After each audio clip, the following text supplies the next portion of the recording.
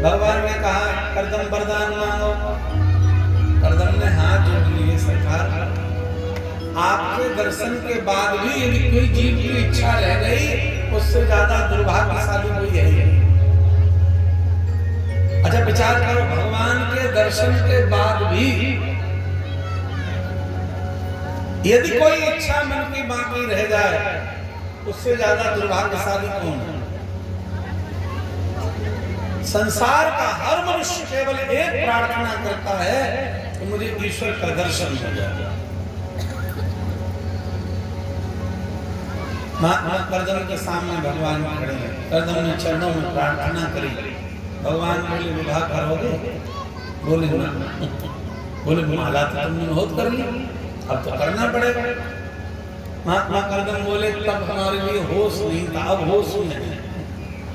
बोले अब तो करना पड़ेगा। तो करदम ने शर्त रख दी। बोले विवाह करने में प्रभु आप जिद कर रहे हो, हमारे योग्य कन्या होनी चाहिए। पहले योग्य लोगों के विवाह होते थे, आजकल मूर्खों के हो जाता है।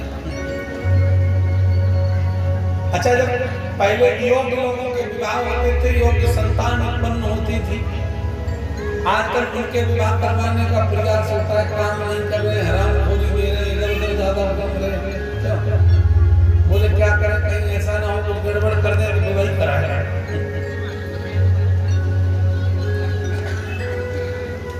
लेकिन करदम तो बड़े योग्य हैं, कन्या भी योग्य चाहिए। तो करदम के लिए योग्य कन्या का चुनाव भगवान ने कर दिया। भगवान ने कहा कल तुम्हारे पास मनुष्य रूप आएंगे, उनकी बेटी से विवाह कर लेंगे। करदम ने एक और शर्त रखी। बोले प्रभु एक और शर्त है। बोले अब क्या रह गया? बोले आपकी इच्छा के लिए हम विवाह कर लेंगे, योग्य कन्या हुई तो, लेकिन जब संतान हो जाएगी, ग्रस्त हो जाएंगे, जब हमारे बच्चे हो जाएंगे तो फिर हम फिर महात्मा बन जाएंगे।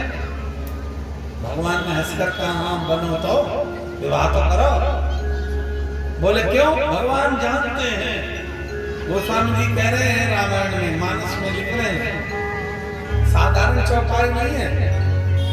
गृह कारज नाना झंझाला, गृह कारज नाना झंझाला, गृह कारज नाना झंझाला, अति दुर्गम से विशाला, अति दुर्गम से विशाला,